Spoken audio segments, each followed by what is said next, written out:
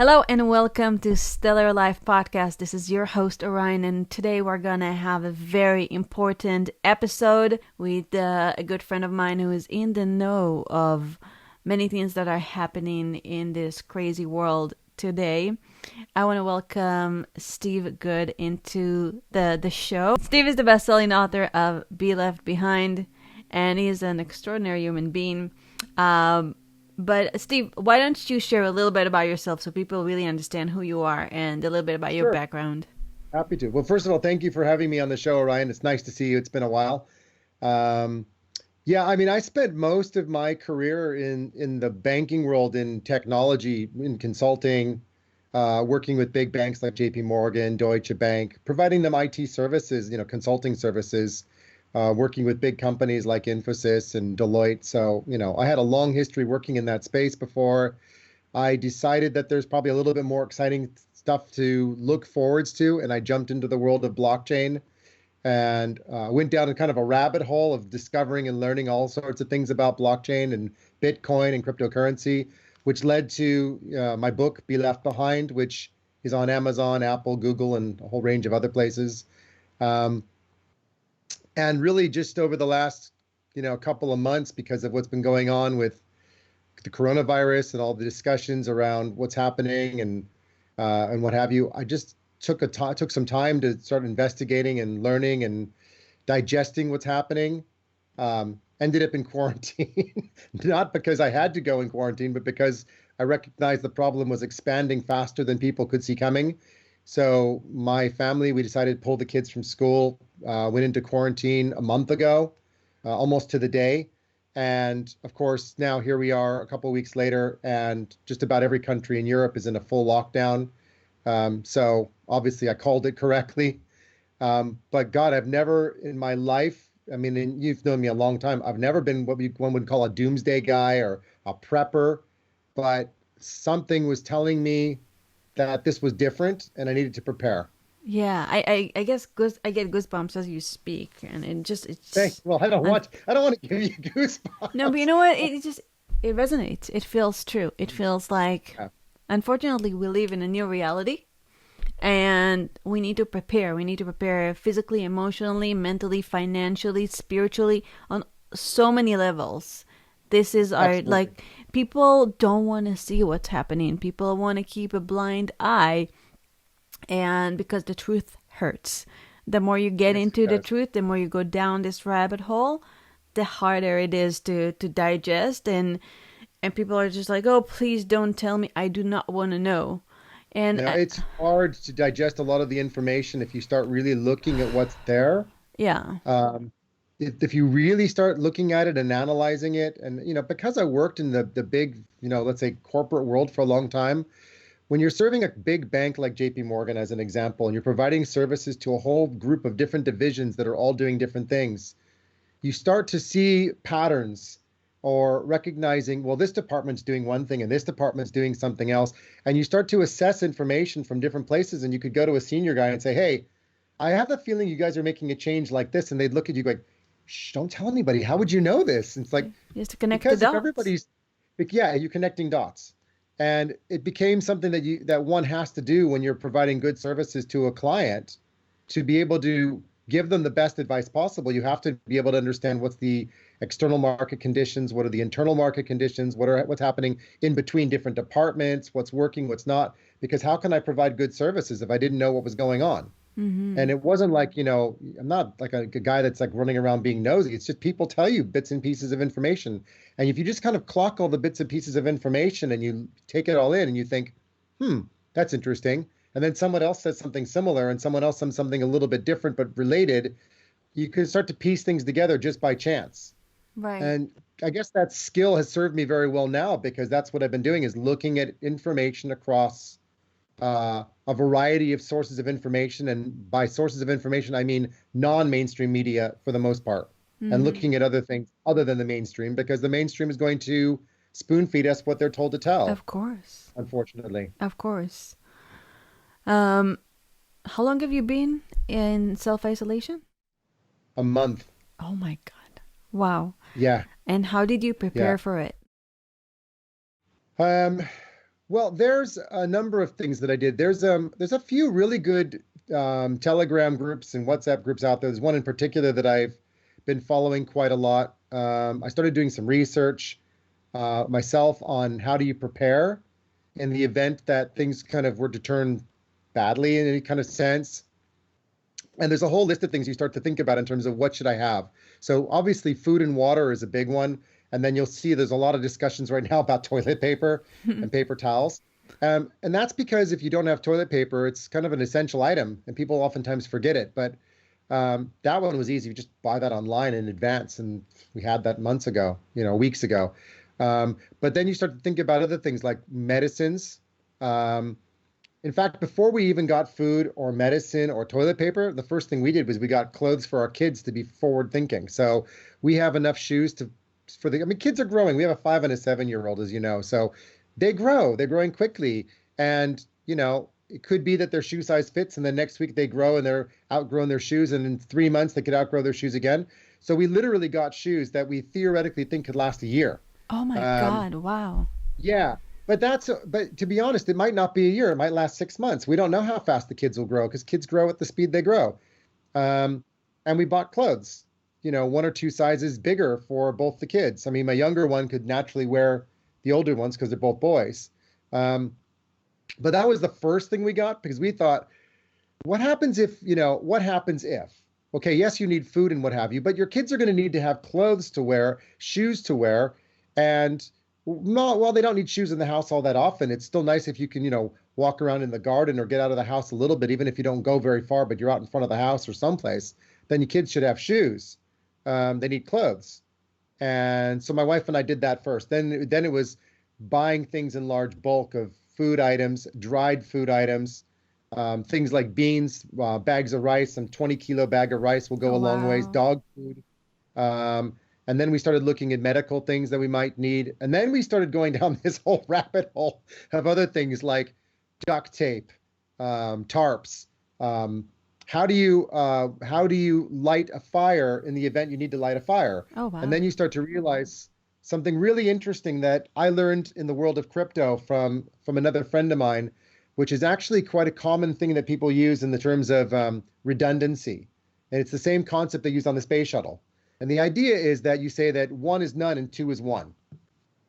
What that means is that if you have 1 of something and it fails, you have nothing. Oh. If you have 2 of something, you only have 1 failover. So basically what it means is you should have always 3, 1 plus 2 more.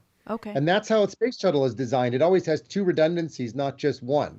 So if life support were to fail, they have 2 more life support systems to carry them and on and on. So now I use that same exact philosophy for things like how do you light a fire?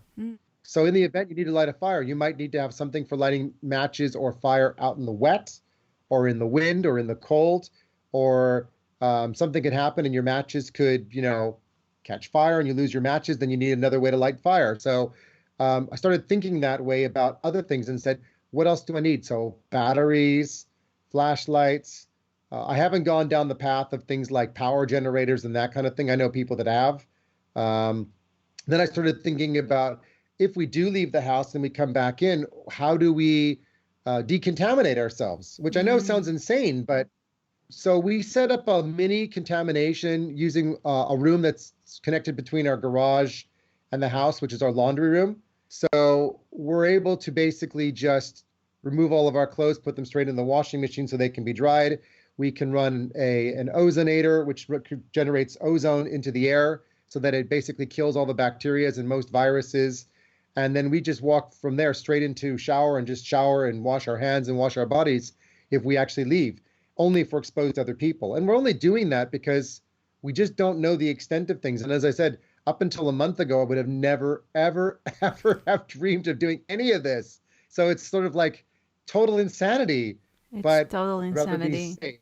I'd rather be safe and then find out that it was all for nothing and it was a great experiment and I learned a lot than to regret it and end up ill or something else worse, right? So there are lessons in learning things. And so for me, it was about go down a rabbit hole, learn a lot of things, apply some of the things I learned, and take the rest away and say, I've got interesting things I could apply in life later and hope I don't need to use them.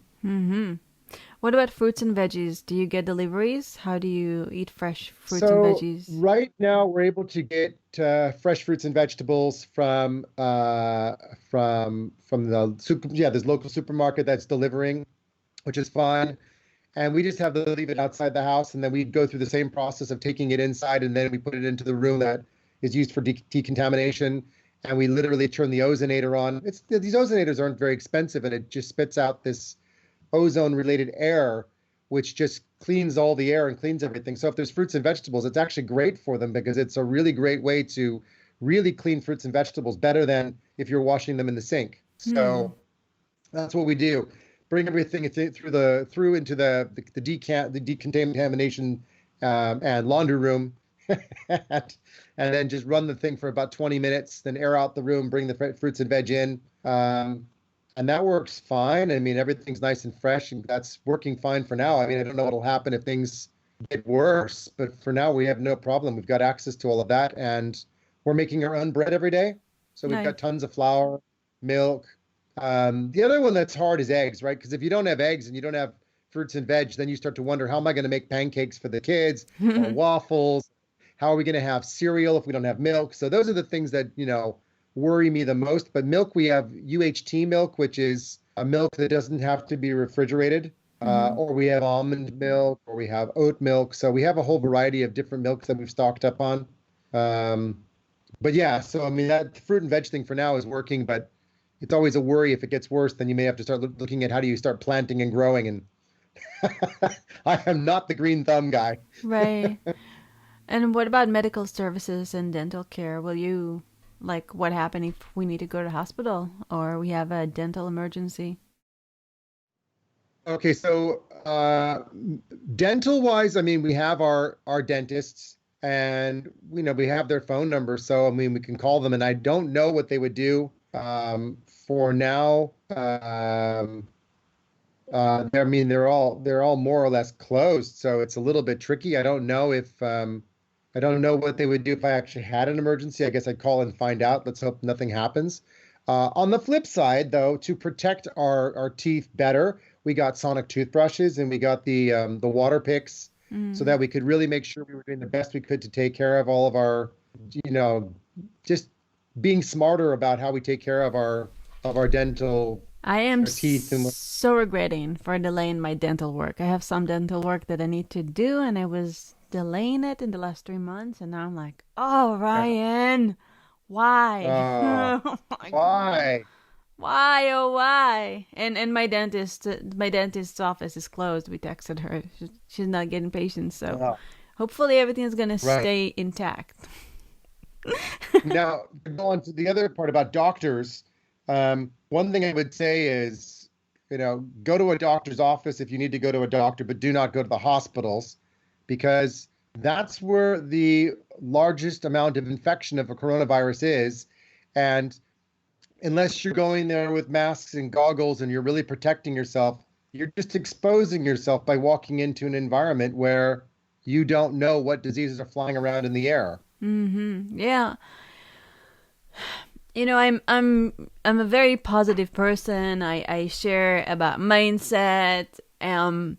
And I did a previous episode about coronavirus where it was a little lighter. And that was last week. And this week I got new Yeah. information, and I'm, with all the fun of, being fun and positive and spiritual and connected and all that, we do need to prepare. So I think this episode is very important and very essential. And it can help many people. I'm Yeah. I'm I'm on this mommy group, and they drive me nuts because they just go and visit each other, Yeah. and they go to like 10 different supermarkets every day. And I said something, and I wasn't the cool kid on the block. Yeah. And they're like, But "Well, I can imagine. we're adults and we're gonna do, you can't tell us what to do." It's not about telling them what to do. I just feel really obligated with the knowledge that I have. You don't need to have everything that I have, the knowledge that I have. Just look at what's going on in Italy. Look at what's going on in Seattle. It's Or really, Iran. or Iran, yeah. so many crazy things. or France, or now Morocco. I mean, pick your country, UK, Germany. I Wow. mean, it's expanding exponentially, and there's just, look at, despite Italy's attempts to lock things down, or Spain to lock things down, or Germany to lock things down, what good has it done so far? And I mean, part of that is it just shows you that people don't have self-control, and they don't stop themselves from going to each other's houses and having parties and visiting their friends, and they should have just stayed home in the first place and not exposed themselves to others. But it also says, did they wait too long? The Yeah. death rate in Italy is like 8 something% right now. And there's been Wow. more deaths in Italy than there's been in China now. And yet the total number of infected people in Italy is far lower. So then you can start to go down the other rabbit hole, which is start analyzing data and saying, hmm, so is the data that came out of the Chinese Communist Party Is that good right? data, right? I mean, what history is China? No disrespect to China, but I mean, what data has the CCP been giving in the past? And is that any reflection that they're being honest this time? I think it might be a little bit of a propaganda to show to the world we are good. That they have it Do under business with control? us. We're in control. Yeah, But we don't. entirely possible. I mean, they may well have controlled it and reduced their numbers very quickly, but then again, they may not have. Or the virus may be worse than people think, or maybe it's not worse than we think. It's really hard to understand. I mean, the biggest problem is with lots of people being sick at the same time is the hospitals just aren't equipped for that number of people, no matter what you do. And Yes. that's where the biggest failure is. And then you start to look at things like there was an article, I think it was the New York Times today or yesterday, where the headline was something like, there's lots of people that are in their 40s that are in ICU. Um, but what was it? It was something to, if you kind of read between the lines, it was like, there's more people dying that are older, but there's more people in the hospital that are in their 40s. And you start Hmm. thinking, yeah, but what do you do when you're in a medical triage? So when you have what's called medical martial law, or you're in an environment where you have doctors that have to triage and decide who lives, who dies, because it's Oh, that, oh. They do it in right? Italy, yeah. Well, they do this everywhere in the world. Whenever there's been a war, if you look back to, like, let's say the Vietnam War, and the doctors would have to put they would mark you on the forehead if you weren't going to make it, and they have to make quick decisions. This is what happens in wartime situations. Now just imagine that doctors right now are faced with a similar circumstance where they're not allowed to service everybody, so they're going to have to prioritize over those who they can service, who they know will live, versus those that probably won't. Yeah. And we keep hearing that the oldest people are the ones who are struggling and dying. We also know that those who have various other types of medical conditions are dying. And then you say, well, so who's a hospital and doctor going to choose between? Just asking the question, who would a doctor pick between? Are they going to choose the guy that's young and 40, who's, healthy and is just sick with coronavirus but has an extreme case? Or are you going to choose the beautiful old lady who's in her 80s but has some sort of other ailments? Ugh, I, Who's more likely to live? And that is what happens when hospitals or doctors are overwhelmed and have too many people. They have to choose. I'm not saying that that's necessarily what's happening now. I'm saying it's a possibility that that's what's happening, which is why you see more people that are elderly dying, simply yeah. because you have to choose. I don't know if that's the case because I'm not going and visiting hospitals or doctors, but there's something to be said when you say there's more people in the hospital that are younger than older, and then you start to say, well, why would that be the case? Does Hmm. that make sense? Yeah. Wow. What about self-protection? Because I feel like, I mean, where do you see the economy going right now? And Well, I know you're not a well, I prophet. mean, I spent a lot of years in banking, so I suppose I'm not an economist as such, although, I mean, I've been in the world of banking long enough to say that I've got, and then of course in blockchain and crypto, so I have some idea of the economic world, but I'm not an expert. But I mean, what worries me the most is it's difficult to see how we get out of the situation when large companies can probably survive, but small companies and entrepreneurs and individuals cannot. Yeah. So you're going to see a mass number of people without the ability to support their small businesses unless the banks say, you know what, don't worry about the rent for the next 6 months. We're just going to let the building sit there. And if no one's being charged, then those businesses will be able to revive and come back to life straight away. I don't see that Are happening. Well, and so are we going to create a larger percentage of people who are on, at the bottom end of trying to survive and struggle, or are the banks and the governments going to be wise enough to recognize that they need to do something different to help people? Yeah. And I'd like to think that the goodness of mankind, I would like to believe, will actually recognize that, we don't want individual small entrepreneurs, small and medium-sized businesses all failing and just leaving it with Amazon and Google and Facebook, because I think we all know that's probably not the ideal outcome here. Yeah. But larger companies should be able to weather the storm easier than the bigger ones because they just have more money. Not always the case, because the airlines are struggling and Boeing is struggling. So that may or may not be the case here. But I think that we have to be very conscious that, we want to create as much harmony during this situation, because otherwise we go straight to a depression level event. I've never seen a depression. I lived through the recessions of 2008 and 2011, and we had a double recession in the UK, so that was pretty tough. And then of course I saw the big market sell off in '87, so I was young enough to. I was in university at the time, so I saw that happen. So those were all pretty, significant. But I mean, to actually see every single country just stop, No, I never seen anything like that. concerning. But here's what concerns me more. Let's combine that now with failure of government. Mm. So we know that there are people in the Iranian government who are ill. We know there's people in the Italian government who are ill. We know there's people in the US government who are ill. So if you start to see that all these government officials are all spending their time together, they're in the Senate, they're in the Parliament, they're in the House, and they're all exposing each other, then how far does it go before you suddenly have a mass pandemic just within governments? And then you have an economic problem of economic shutdown and a government problem all at the same time. That's probably what worries me more, is the fact that we just aren't taking that aspect of it serious enough.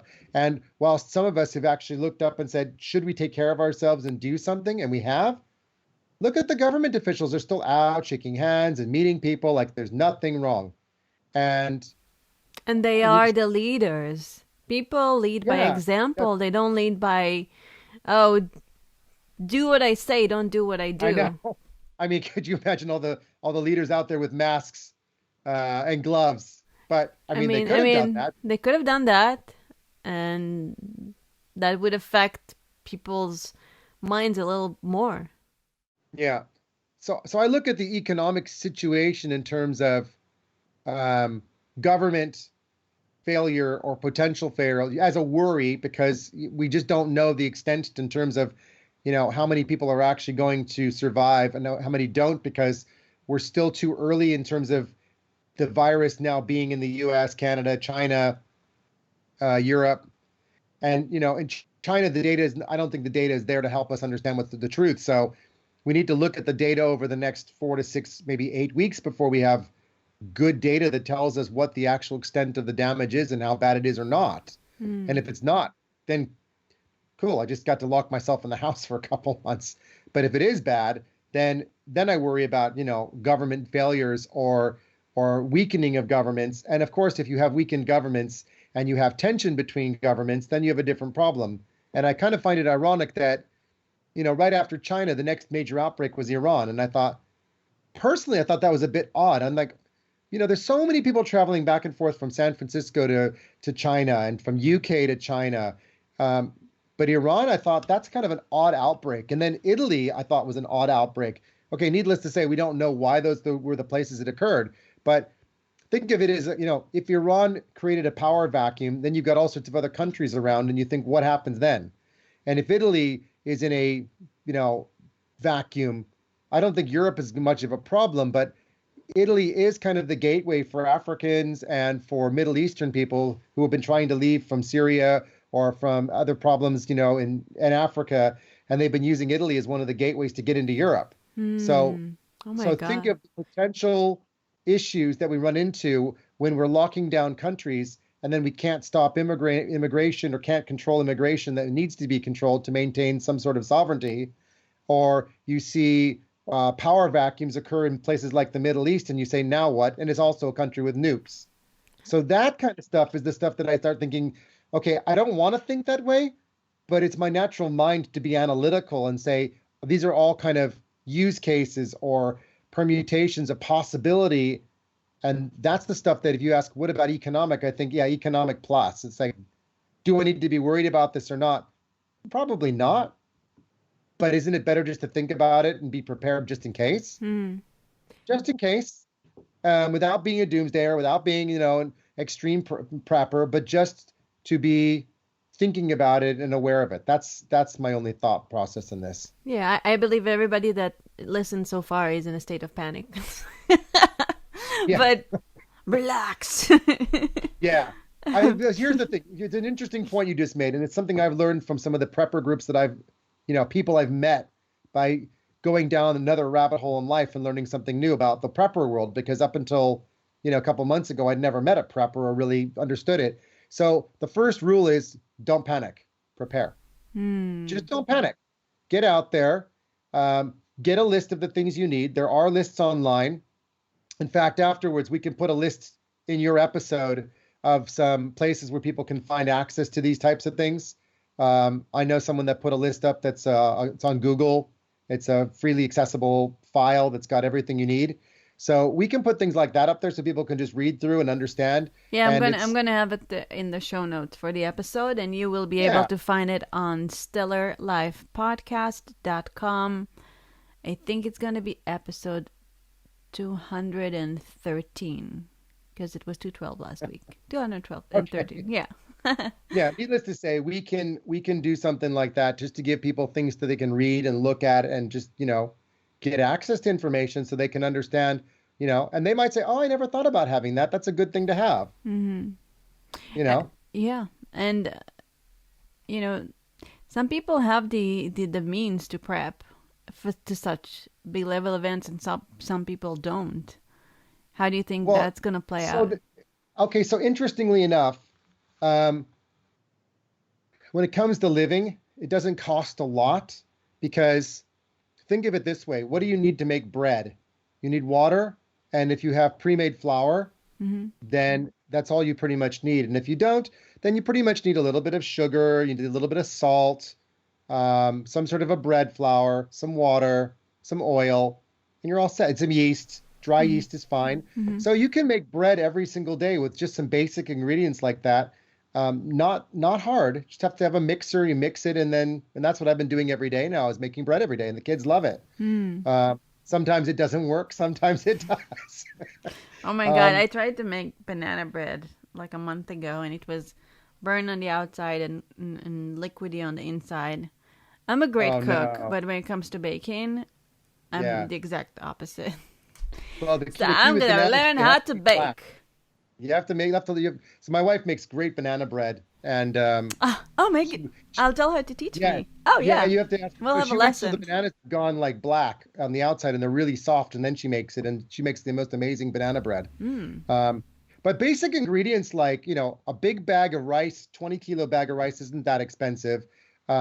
Dried beans, Mm-hmm. pasta, cans of tomatoes, um, some, milk that will last you a while. That's like UHT milk. I mean, some of those things are, cans of fruits. It's not that much, but if you think about it, each of these little items has some key essential ingredients. Like tomatoes are full of vitamins. Some of the canned fruit, like, don't go crazy with the stuff with all the fruit and with all the sugar in it. But, if you still get cans of pineapple or peaches or apricots or what have you, you're going to have your fruit from that. And you've got the juice. Okay, fine. So it's got a bit of extra sugar and but you don't need a lot of sugar. You just need to have the basics of some breads and some. You're not going to have a lot of meat because once the stuff that you put in your freezer is gone, then so be Mm-hmm. it. But beans are a great source of protein. Mm-hmm. So just having dried beans, rice, pasta, you could get by a long way with that as long as you've got cans of tomato and you've got some, passata or tomato paste or something like that. And you can get a bit creative with other things too. Cans of different things and things you like. Mm-hmm. Um, that'll go a long way, and it's not that expensive. Dried foods are obviously a lot cheaper because you can buy big bags of it and then just store it, and then Mm. you just have to soak beans overnight, and then you have them the next day and you can cook them. Right. Right. So. There's ways to be creative. You don't have to spend tons of money, and actually you don't want to, because if you're spending a lot of money, you're probably spending, and that's not going to work because the freezer. But if your electrics goes out, you've got nothing in your freezer then, and then you're stuffed, right? Um, but eventually you're going to run out of things like meat, chicken. So we've had to go vegetarian, and that's okay. My wife is a vegetarian anyway, so I've been a vegetarian at home and sort of a meat lover outside. But Hmm. so I'm okay with that. I mean, so I don't have meat. That's all right, you know? Yeah. Also, I think protein powders are great to have, or Oh yeah, or and or, speaking or of the, yeah, juice that's a good one. powders. And the other, I didn't think of that. That's a great idea. Um, Here's another one. So vitamins, Yep. because vitamins are so essential that you can get vitamin C powder that you can mix with water so that it's, easily digestible and that your body will actually absorb it, and get liquid vitamins. They And you can they just get absorb them and put better. them. Right, that's it. Because if you get the tablets, a lot of it doesn't absorb. You can also get things like a vitamin D lamp. Hmm. So I've got one that's just, sitting right here that I can put on. I just take my shirt off and sit under the sun. So if we don't have a lot of sun, if it's cloudy or overcast or whatever, then you can always get a vitamin D lamp. I mean, now with spring coming, most people don't need that, but these are just different variances of things you can do. If you're in a, darker climate environment, then you Mm-hmm. can get a vitamin D lamp. So there's lots of different ways that you can, vitamins is essential, minerals, vitamins, that kind of thing. And making sure if you have any medications that you're on, make sure you have those medicines and make sure you have the basics of, you know, headache and sore throat. And if you Yeah. get a cold, that kind of stuff. Although if you're in isolation, you probably won't really get sick very much because You're in you're at home and isolation. you're exposed. Yeah, Yeah. you're not exposed to much. And if you're running an ozonator, which is killing bacteria around the house, you're probably going to be living super healthy. Yeah. Do you exercise? I mean, okay, so you guys been together at home for a month. Yeah. What's a day look like, and do you have a schedule? Yeah, that's a great question. I mean, it took us a little time and we're slowly, even now, because it's also settling in for us, the reality that, everyone's pretty much quarantined around us now. Um, so we're starting to change our schedule a little bit, become more rigid, because what we realized is routine is really like, how do we operate generally? We get up at 7, we go to work in the morning, we come home at 5, we pick up our kids from school, they have homework and all that kind of stuff. With the kids being out of school, fortunately, our kids' schools are giving the kids a variety of homework assignments. So now we're having to do homeschooling. So I've been thrown into that. And my wife. So we're taking turns doing different lessons with the kids and sitting down with them. So that becomes part of our routine. We try to do, morning rituals of breakfast every day, around 9 o'clock in the morning every day. So that feels like, we get up, take a shower, we do our breakfast. Um, I'm starting to do a bit of exercise using YouTube. So there's tons of stuff on YouTube for, I guess you could say anything that you've ever wanted to try. What a great opportunity if it's Taekwondo or Tai Chi or yoga or or anything. You can learn stuff and you can do it online. So actually, this is kind of fun because I'm exploring that. Um, and unfortunately for me, I don't have much for work right now because all of my work was really contingent on a lot of things that have all stopped now. So I'm taking the opportunity to spend it with my kids, do some educating. Just before our show, we had like a family night to play games with the kids. So Oh, we that's nice. so that's something else. Buy or load up on some board games or puzzles or things like that. Stuff that's not terribly expensive. But we had like a dance night one night where we put on music and we just danced with the kids, and that was great. I mean, I was just dying. I was so tired. You know, Made dinner with the kids, and then we had like a dance night. So we try to do things to just kind of so we have positive and happy memories because that's so important. Hmm. Um, I've started teaching my 7-year-old how to meditate with me, which has been really, really interesting. So just getting him to sit there and to listen to meditation music with me, and I've sort of guiding him through the process, and he's enjoying it. I'm thinking, oh my God, this is so much fun. I mean, like, who would have thought? So sometimes routine, yes, and sometimes just coming up with interesting and creative things we can do each day with the kids to keep them entertained. I mean, my wife's still full-time working. I have a little bit of work, so we both have things to do that we have responsibilities for others, our clients, and our work. Hmm. But in the meantime, we've offset all of that other time with the kids and making sure that they get our love and our attention, and we find fun things to do with them. Some of it's educational, some of it's just fun. Um, and of course, we have our dogs, so we have plenty of things to do with the dogs, like play ball, play rope, and all that too. Yeah. How did yeah? Do you think that now your relationship with your wife is stronger? Oh my God, yes. I mean, we've always had a very good, strong relationship, but when you're in times of, let's say, we'll call it crisis, although maybe it is, and maybe, as I said, maybe it is, and maybe it's not. Although we're erring on the side of of caution because we said things are going to lock down, and they did, and here we are, weeks in advance of everybody else, knowing it was coming and feeling it. But going through a preparation exercise together, figuring out where each other's strengths are, who's going to do what in the house, and really dividing and conquering has made Mm. us so much closer and so much more connected. How do you do And I that? think, How do you divide who does what? I like to unload the dishwasher. My husband's too. Yeah. So for example, or vice versa. Like I might like loading it, she likes to unload it, or she likes to do the laundry and I like to match socks, or Mm. find things that you can do. I like to vacuum, she likes to mop, whatever.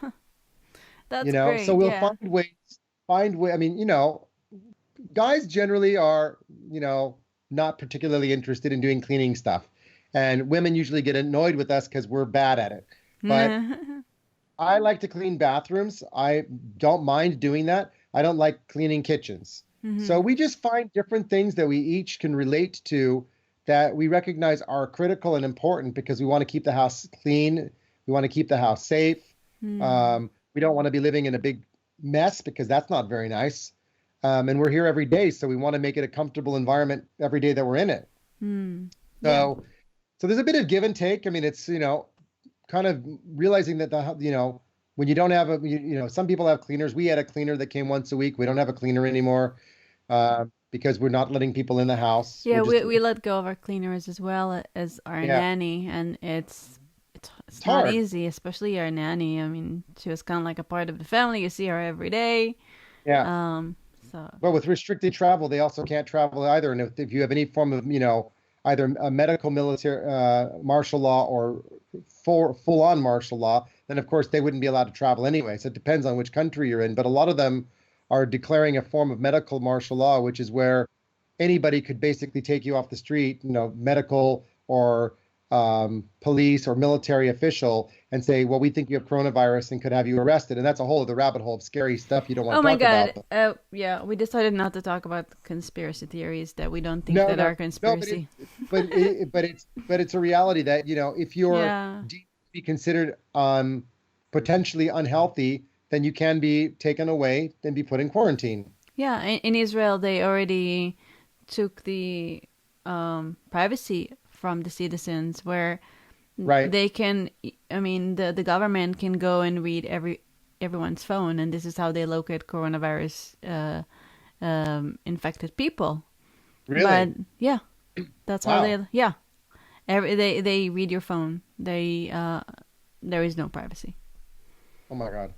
And Yeah. that's where we're heading, I think, in the world.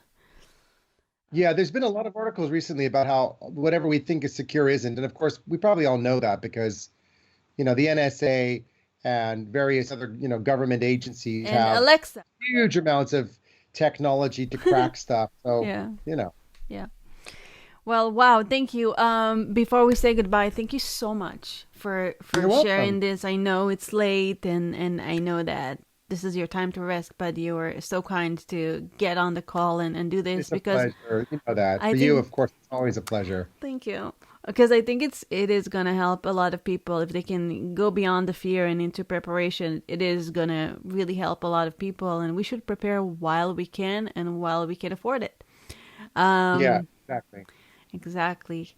And prepare, not panic. So just get things that you need and know that farmers are still growing food or preparing food for you anyway. Farmers aren't shutting down, Yeah. and there's still going to be governments moving food from the farmers or from, various places where production is taking place to the shops. So there will always be some sort of supply within each country, even when borders are shut. So rather than panic, just prepare and have things a couple weeks in advance rather than a couple of days in advance. Don't shop for 2 or 3 days.